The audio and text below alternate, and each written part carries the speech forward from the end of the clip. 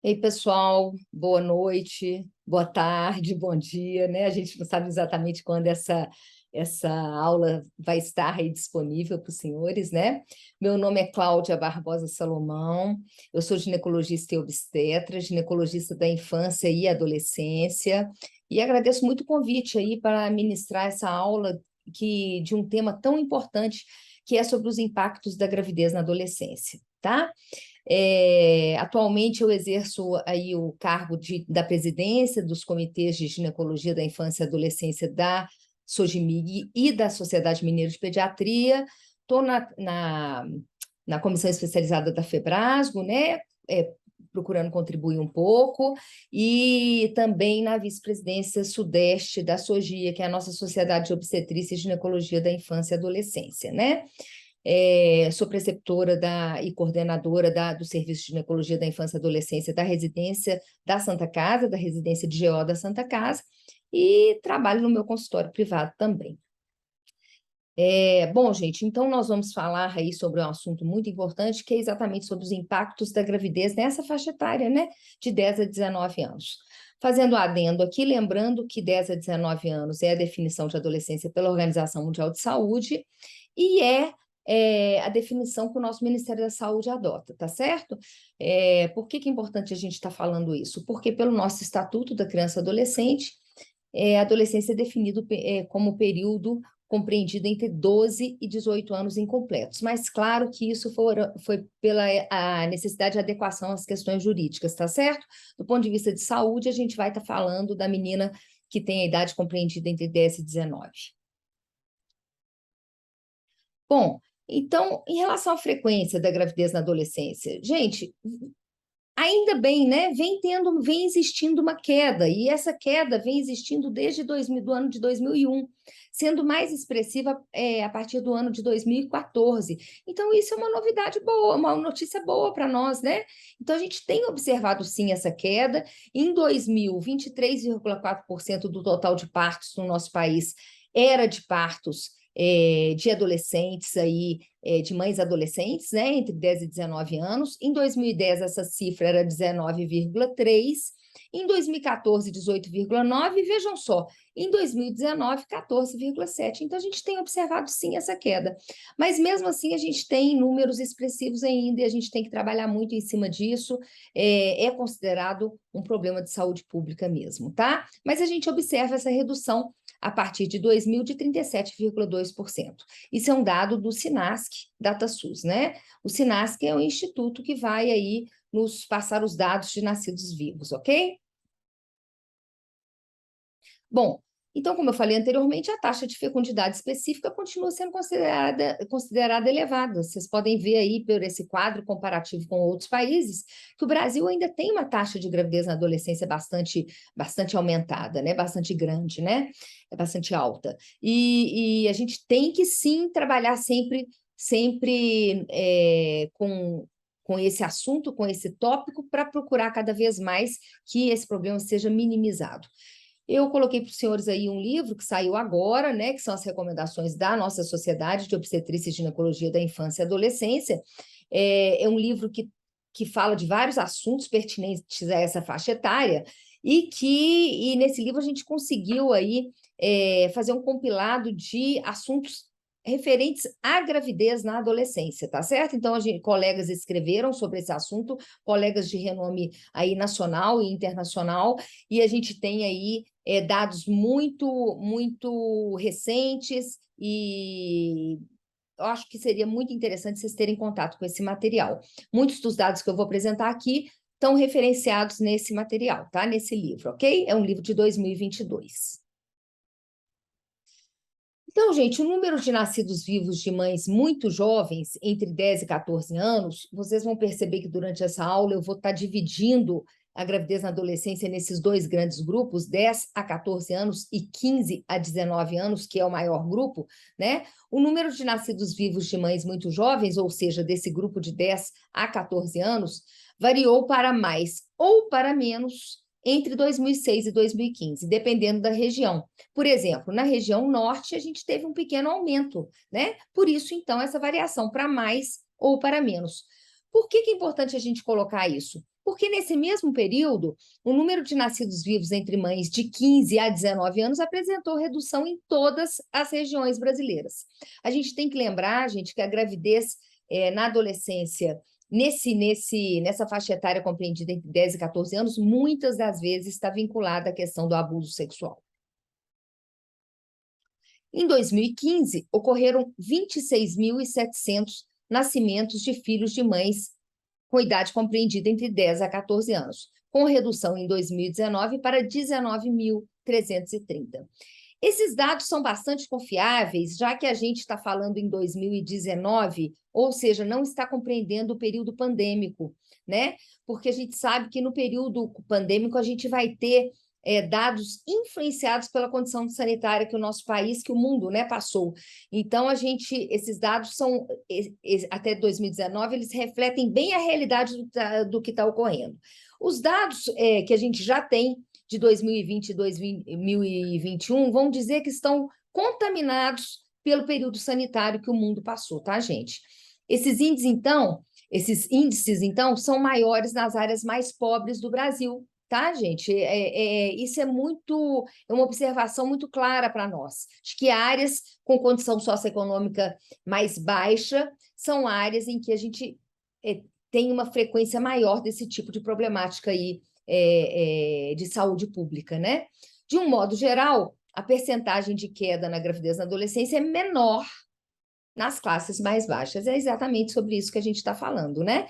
Quanto menor a escolarização, quanto menor a classe socioeconômica, aí maior é a dimensão do problema. Bom, é preciso colocar em prática o que está definido na nossa Constituição brasileira e na Lei do Planejamento Familiar. Gente, a contracepção é um direito do indivíduo, né?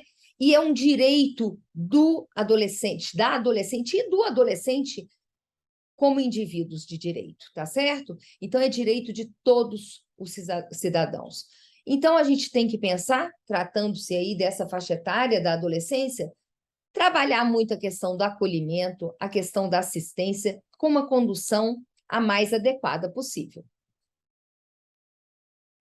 Então, gente, a gestação precoce tem consequências importantes no âmbito social, emocional e biológico, e é sobre isso que a gente vai conversar aqui, interferindo, então, diretamente na vida da mãe, do parceiro e da criança, e indiretamente na vida de todos os familiares, né? Já que essa gravidez, na maioria das vezes, ela ocorre numa adolescente, né? Ou seja, um indivíduo que ainda ele não se provê, né? Sozinho, né? Ele depende de outras pessoas. Então, toda a família é envolvida nessa gravidez na adolescência. É muito comum a gente ver aí avós, né? Cuidando da criança quando esse bebê nasce de uma adolescente, né? A gente vê também essa situação em mulheres adultas que saem para trabalhar, etc. Mas imaginem que a dimensão dessa questão é muito maior quando se trata de uma gestante adolescente, não é? Em 2019, foi instituída a Semana da Gravidez na Adolescência, né? Que é uma semana em que são realizados vários fóruns, várias atividades, né? Atividades da sociedade civil, atividades de ONGs, atividades do poder público, né? Para informar, para trabalhar com essas questões vinculadas à gravidez na adolescência. E essa semana foi instituída em 2019, em janeiro de 2019, e compreende a semana que engloba o dia 1º de fevereiro. Bom, então, por que, né, que a adolescente engravida? Quais são os fatores predisponentes à gravidez na adolescência? Menarca precoce, sim, a gente sabe, né? Que quanto mais precoce a menarca, maior a chance dela ter uma sexarca precoce e, com isso, ocorrer a gravidez na adolescência. Então, sim, menarca precoce é um dos fatores predisponentes. A sexualização precoce, a sexarca precoce, né? A primeira relação ocorrendo cada vez mais cedo, né? Relação parental instável, Falta de diálogo com os pais, a gente sabe, né, que é uma questão aí que tem que ser resolvida também. Como informar? Como informar a adolescente em casa? Como informar esses pais a respeito dessas questões da saúde da sua adolescente, do seu adolescente? Conflitos familiares, a impulsividade própria dessa faixa etária, né? Não, não vai acontecer comigo, não rolou, foi agora a relação, então, né? Eu não tinha como me proteger, eu não usei camisinha, eu não usei nenhum método contraceptivo, não é? Então, essa impulsividade é um comportamento próprio da adolescente e que, claro, que impacta no índice de gravidez na adolescência. A incapacidade de avaliar as consequências das atitudes tomadas, não é? Essa coisa que a gente fala sempre do pensamento mágico, não, comigo não vai acontecer, né? A imprevisibilidade das relações sexuais, né? A não programação dessas relações sexuais faz com que muitas vezes elas ocorram sem uma proteção contraceptiva, né? E aqui é importante a gente falar também que ocorrem sem uma proteção em relação a infecções sexualmente transmissíveis, né? Porque muitas vezes nem o preservativo vai ser usado nessa relação sexual. Desconhecimento de métodos contraceptivos também é uma coisa importante, mas é interessante, eu estava até lendo ontem uma pesquisa que, na realidade, já saiu há algum tempo, uma matéria, né, do jornal da USP de 2018, mas eu estava numa outra aula querendo discutir sobre essa matéria. É uma matéria de 2018 que entrevistou adolescentes sexualmente ativas, tá? Então, nessa pesquisa, foi encontrado que 80% das pacientes adolescentes sexualmente ativas usavam algum método contraceptivo. Outros 20% não usavam método contraceptivo, né? Mas só 3% desses 20%, dessas 20% das adolescentes que não usavam método contraceptivo, falaram que não usaram porque não tinham informação nenhuma. Então, hoje a gente sabe que com a questão da internet, a questão da rede social, as meninas muitas vezes elas estão informadas sim, mas elas mesmo assim não usam, né? Nesse montante dessa pesquisa do Jornal da USP, foi interessante observar que do montante total de pacientes adolescentes entrevistadas, 60% já tinham usado contracepção de emergência, né? Que não é o melhor método contraceptivo para adolescente, não é? A gente sabe que a contracepção de emergência, ela deve ser usada sim numa relação sexual desprotegida, não é? Mas ela não deve ser o método contraceptivo de hábito da adolescente. Então, o uso incorreto ou não uso da contracepção, claro que é um fator que predispõe à gravidez na adolescência. A gente sabe, gente, que o preservativo e o contraceptivo hormonal combinado são os métodos mais usados pelas adolescentes, né? E que o que talvez a gente mais tenha que trabalhar seja a adesão, né? A falha contraceptiva muitas vezes ocorre pelo mau uso do método, ou seja, o uso típico é muito diferente do uso perfeito daquele método. Então, a adolescente esquece muito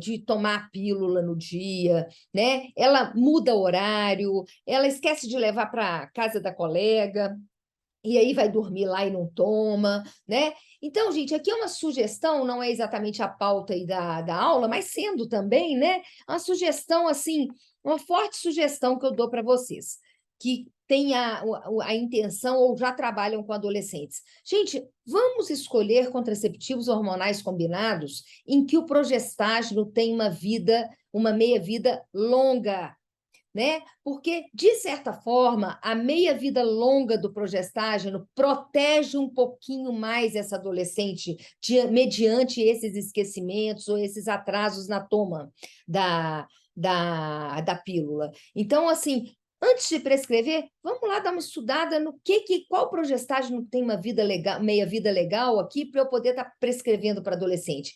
Vocês vão colocar essa adolescente numa situação de maior segurança, tá certo? De falha, né, mediante esse comportamento, que às vezes faz com que a adolescente não use da forma mais correta possível. Sempre lembrar que a dupla proteção é um conceito que a gente tem que usar na adolescência, aliás, na vida do indivíduo, de uma maneira, da mulher, de uma maneira geral, a gente vai sempre falar em dupla proteção, que a gente vai falar também da proteção contra a infecção sexualmente transmissível, tá certo? Então, o uso do preservativo sempre associado a outro método de eleição que a paciente tenha faça uso. Dificuldade de acesso à contracepção efetiva, sim, a gente sabe, né? Nas classes sociais menos favorecidas, a gente às vezes tem uma dificuldade de acesso, sim, mesmo sendo dado contraceptivo hormonal combinado pela rede pública, a gente às vezes tem dificuldade até dessa adolescente ir ao posto de saúde. Até a questão do custo de uma condução para ir ao posto de saúde, às vezes dificulta esse acesso, não é? A baixa escolaridade, nós já falamos sobre isso. O baixo nível socioeconômico-cultural, também já falamos sobre isso, a gente sabe, então, que é a classe socioeconômica menos favorecida vai ter um índice mais alto de gravidez na adolescência e falta de projeto de vida, ou seja, uma falta de uma idealização do que aquela gravidez pode impactar num projeto já estabelecido que muitas vezes não existe. Bom, e aí, coloquei isso aqui para a gente tocar em alguns pontos importantes. Primeiro, os casamentos que acontecem por causa de uma gravidez na adolescência, né? E muitas vezes vinculados a relações não estáveis, né? Afetivamente, né? Então, muitas vezes a adolescente se casa cedo nas classes socioeconômicas menos favorecidas, isso é bastante comum, né? E a reincidência da gravidez também é um problema muito comum, né? A gente sabe que 50% em média das adolescentes que engravidaram, né? Que engravidaram na adolescência, obviamente, vão engravidar de novo até 2 anos depois dessa primeira gravidez, tá certo? Bom, e como é que é isso, né? Olha só, gente, a mulher muito jovem com muitos filhos já. E claro que isso é motivo de uma perpetuação do ciclo de pobreza no nosso país, não é? Porque impacta na questão laboral, obviamente, porque a mulher, na maioria das vezes, ela vai ter uma dificuldade até de trabalhar, né? Vai impactar aí nos estudos, ela vai interromper os estudos numa fase muito precoce, então essa escolarização dela vai ser menos suficiente para ela encontrar um bom trabalho, né? Então, perpetua nesse ciclo de pobreza que se estabelece.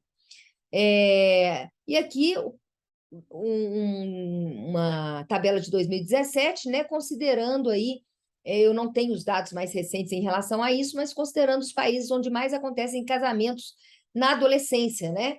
Aqui na matéria chamados de casamentos infantis, né? O Brasil está em 4º lugar. Então, é muito impactante isso na vida da adolescente brasileira, né? Bom, então, quais são os problemas que a gente tem em relação à questão da gravidez na adolescência? Um grande problema que a gente tem é a questão do abortamento, né? E o abortamento sem segurança nenhuma, do ponto de vista médico, não é? Então, impactando em outras questões de saúde, às vezes perda da fertilidade, porque são abortamentos, às vezes, provocados que vão levar, às vezes, a grandes lesões nos órgãos reprodutivos dessa mulher, né? Então, o aborto é uma das consequências da gravidez na adolescência bastante frequente, o que faz com que muitas mães optem pela, que faz com que essas adolescentes optem pelo abortamento? Pretendem adiar o nascimento, têm falta de condições socioeconômicas para poder cuidar dessa criança, tem relacionamento complicado ou o companheiro discorda da existência daquela gravidez, consideram-se demasiadamente jovens, né, demasiado jovens, sentem que sua vida profissional será altamente prejudicada, não querem ter mais o filho, e outras menores, malformação do feto também, né? Incidência aí é menor nessa roda, vamos dizer assim. Risco e saúde materno também não é citado como causa de abortamento na adolescência, e outras, né? Mas observe os senhores aí que 26% delas, né? O motivo do abortamento é porque pretendem adiar essa gravidez, ou seja, legitimando que foi uma gravidez não programada, não planejada, né?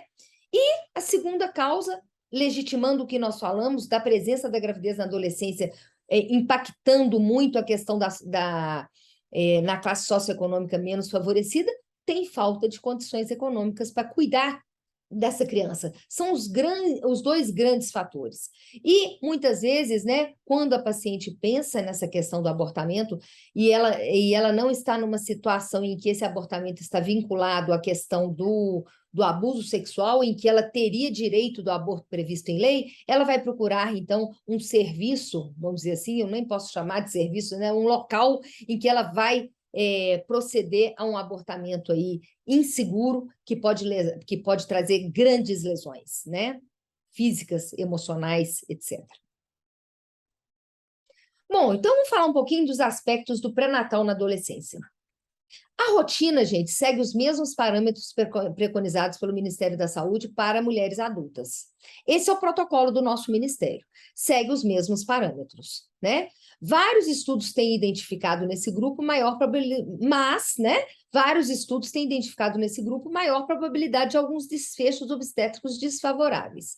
Então, nessa questão, gente, a gente vai ter que ter muita sensibilidade, né? Quem trabalha com pré-natal de adolescente vai ter que ter muita sensibilidade. Eu estou diante de uma adolescente que está me demonstrando de que essa gravidez é de alto risco ou não estou? Eu posso estar com essa adolescente num pré-natal habitual ou eu vou ter que transferir essa paciente para um pré-natal de alto risco?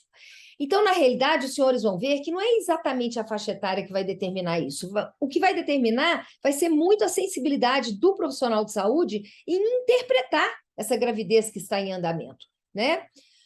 Então, nessa gravidez da adolescência, a gente pode sim ter complicações gestacionais e repercussões psicossociais. E, de novo, eu digo, nós como profissionais de saúde, como ginecologistas e obstetras ou médicos de família, a gente vai ter que ter sensibilidade de saber, essa gravidez na adolescência está com risco realmente maior, né? Porque a incidência de risco maior na adolescência realmente existe. Bom, nas complicações orgânicas, pré-eclâmpsia e eclâmpsia, 12 a 31%.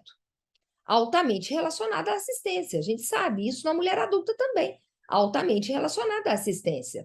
Anemia por condições nutricionais insatisfatórias, ganho de peso inapropriado e diminuição de apetite por estados de ansiedade. Gente, imaginem as questões que a gente vai ter que abordar com essa adolescente em relação às suas emoções, né? Adolescente, nós que trabalhamos com adolescente, tanto no serviço público quanto privado, a gente está vendo como que essa pandemia impactou na saúde mental dessas meninas, não é?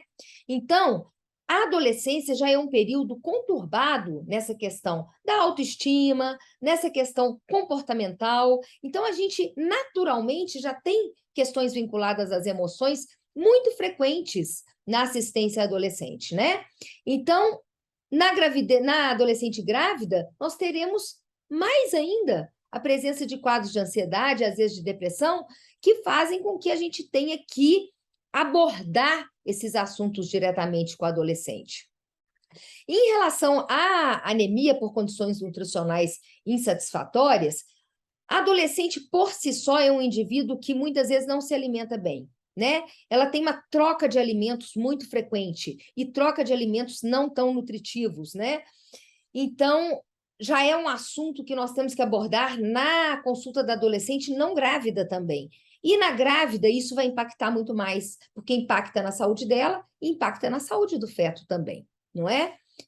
Diabetes gestacional. As últimas pesquisas mostram, os últimos trabalhos mostram que é um mito. Realmente parece que não é o índice de diabetes gestacional na gravidez da adolescente, não é um índice, vamos dizer, que tem um aumento expressivo, tá? Os últimos trabalhos legitimam isso. Prematuridade. Isso sim, é consenso entre os autores, né? A gente tem uma incidência de 5 a 20% de prematuridade em menores de 16 anos e de 1 a 9% em adolescentes maiores de 16 anos, por fatores diversos, mas também altamente relacionado à assistência. Então, quanto mais precoce essa adolescente procura o serviço do pré-natal, menor a chance da gente ter esse tipo de problema, né, que é a prematuridade. Mas é sim um evento mais frequente na gravidez da adolescente, quando se faz uma comparação com a gravidez da adulta. Agora, olha só uma coisa interessante, o parto operatório. E nós tivemos agora o Congresso Brasileiro da SOGIA, da Sociedade de Obstetrícia e Ginecologia da Infância e Adolescência, e que eu assisti uma aula magnífica de uma colega exatamente sobre pré-natal na adolescência.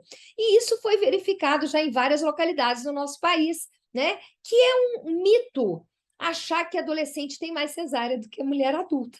Então, vejam só, o SINASC, em 2019, ele verificou, né, os dados do SINASC, que ocorreu parto vaginal em 61,6% de mulheres, em mulheres de 10 a 19 anos, ou seja, adolescentes, e parto vaginal, e 43% em mulheres de 20 a 34 anos. Então, ou seja, o parto vaginal teve uma incidência maior nas adolescentes, comparado a esse grupo de 20 a 34 anos. Então, talvez isso seja um mito, ou esteja caindo por terra isso daí, né? Adolescente bem assistida, porque o parto, a via de parto, ela está muito relacionada também com a assistência quando se trata da adolescente, porque muitas cesáreas são realizadas porque trabalhos de parto vaginais não são bem-sucedidos por causa dessas questões emocionais da adolescente. Medo, ansiedade, agitação, tudo isso influencia muito na condução de um trabalho de parto.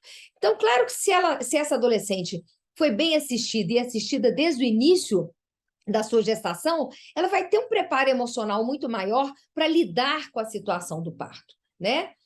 A gente tem, sim, um aumento aí na proporção, no índice, né, de desproporção cefalopélvica, mas muito limitado às adolescentes entre 10 e 14 anos.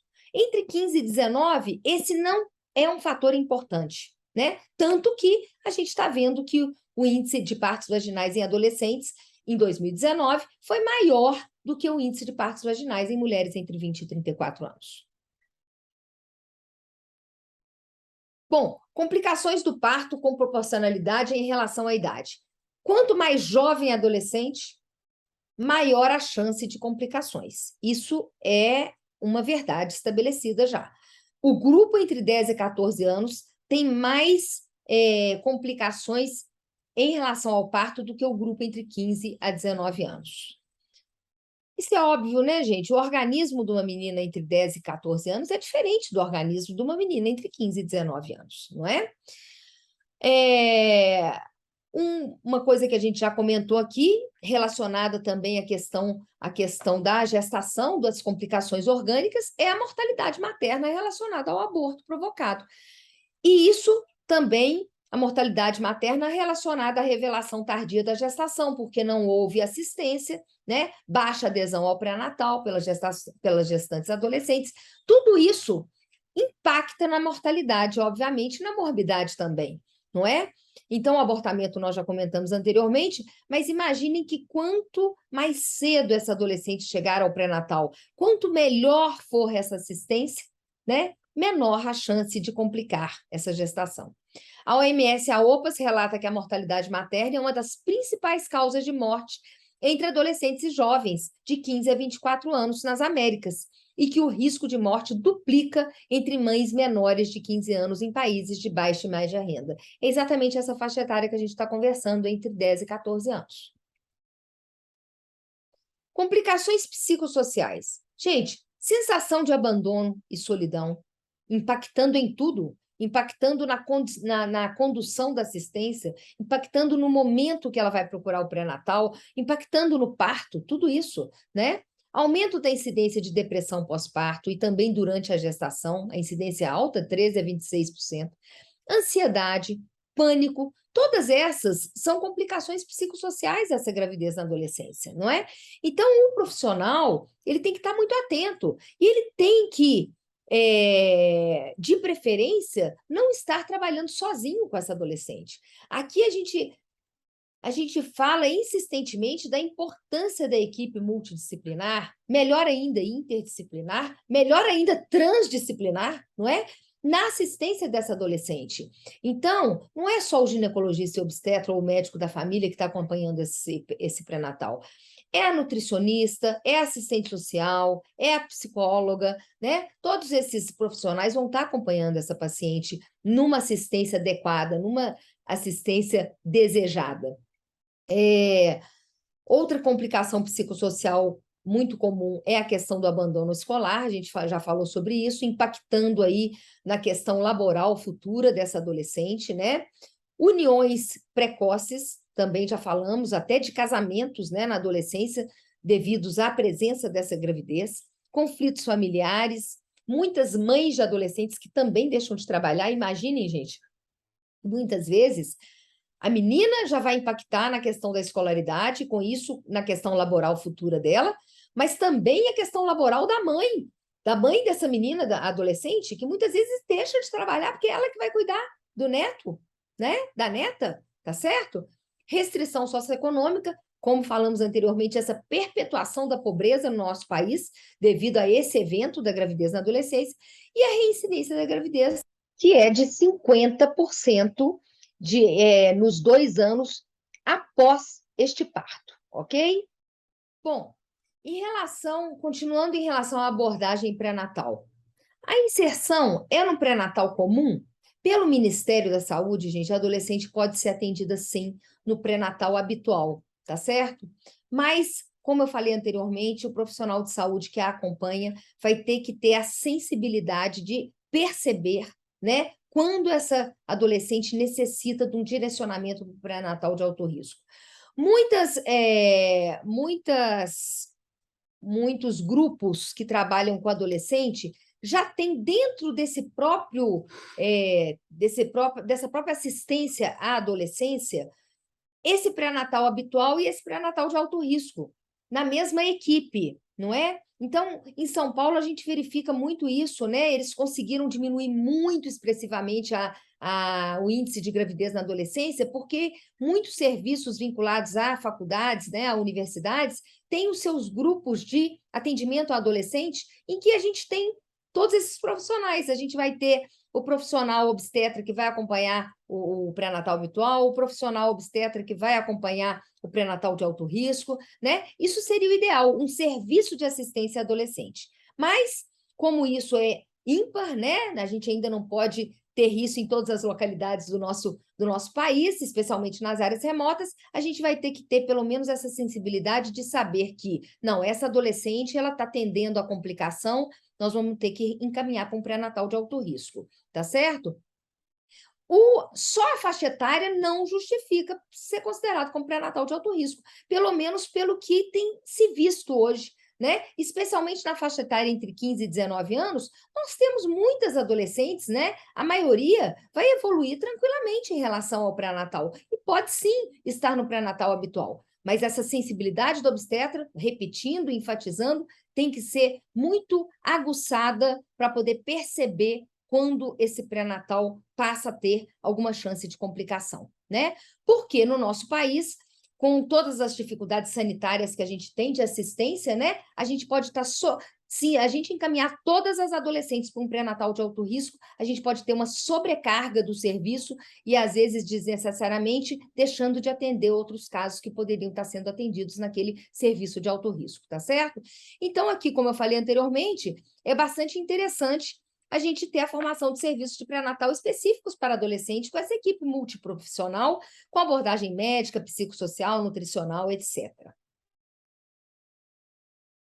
Acolhimento e vínculo é o mais importante nesse pré-natal, né? Adolescente, a gente sabe que a adolescente bem assistida no pré-natal, ela tem uma chance imensa de não complicar e uma chance imensa de ter um parto bem-sucedido, um parto sem complicações e muitas vezes um parto vaginal, sim, né? Então, tudo esse acolhimento desde o início do pré-natal, esse vínculo criado com a equipe, tudo isso favorece para que essa gravidez na adolescência ela evolua de uma forma satisfatória. Estimular a presença do companheiro, né? Caso presente na vida da adolescente, caso esse companheiro seja uma relação afetiva da adolescente, muitas vezes eles não estão se relacionando mais assim como parceiros, né? Até na vida sexual, mas continuam tendo um relacionamento de amizade, então esse companheiro continua sendo muito bem-vindo, claro, porque ele é o pai da criança, ele tem que participar, ele deveria participar, não é? E então é importante que a gente estimule a presença do pai do bebê no pré-natal. Estimular a presença da família também, porque a família vai ajudar em todos os aspectos, nos aspectos da assistência dentro de casa, nos aspectos do acolhimento, nos aspectos de diminuir a ansiedade dessa adolescente, quando a família é afetiva e está presente. Trabalhar os fatores que levaram à gravidez, para evitar, então, a reincidência dessa gravidez na adolescência. Bom, incentivar a frequência escolar e estimula a construção de um projeto de vida. Gente, a gente sabe que adolescente grávida, ela pode, deve ser acolhida pela escola, tem todo um favorecimento na escola para que ela consiga lidar com as atividades da escola, até as questões de provas individualizadas, etc. Então, a gente deve incentivar que ela não abandone a escola, que ela continue na escola mesmo grávida, e com isso a gente vai ter que trabalhar a vergonha, né? Porque a adolescente, muitas vezes, ela fica com vergonha de presenciar a escola, especialmente quando elas são muito novinhas, elas ficam com vergonha porque estão grávidas, né? Então, a gente vai ter que trabalhar esse sentimento da vergonha, né?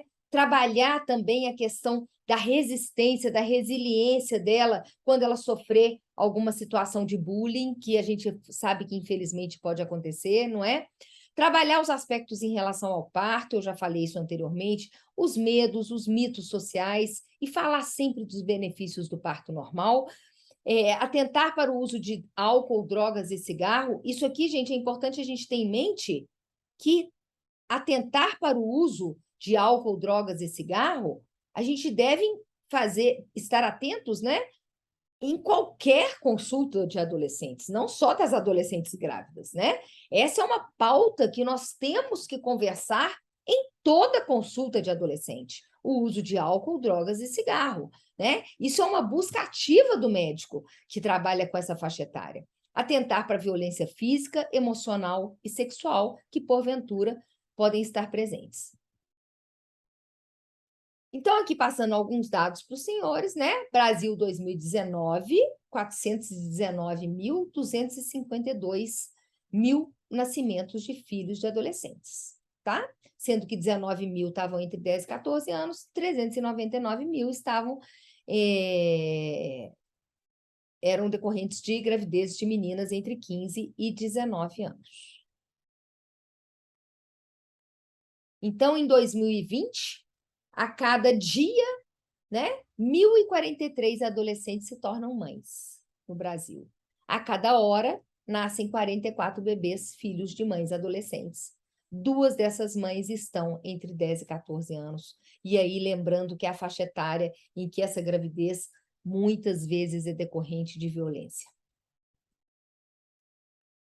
2020, 381 mil partos, 653. Lembrar que a gente está 381.653 partos, nascimentos de filhos de adolescentes em 2020. Lembrar, né, gente, que em 2020 a gente já tem essa estatística de 2020 já está impactada, essa queda já está impactada pela questão da pandemia. Então, foi uma queda expressiva, como os senhores viram aí, né, em relação ao slide de 2019, mas já havia aí um recolhimento social, né, a gente sabe que as adolescentes elas se relacionaram menos sexualmente durante o período sanitário da pandemia, né? Então, são dados que a gente, claro, tem que ter, mas que a gente tem que ter um olhar crítico aí em relação a essa queda e esperar os números seguintes para a gente fazer uma análise mais completa, não é?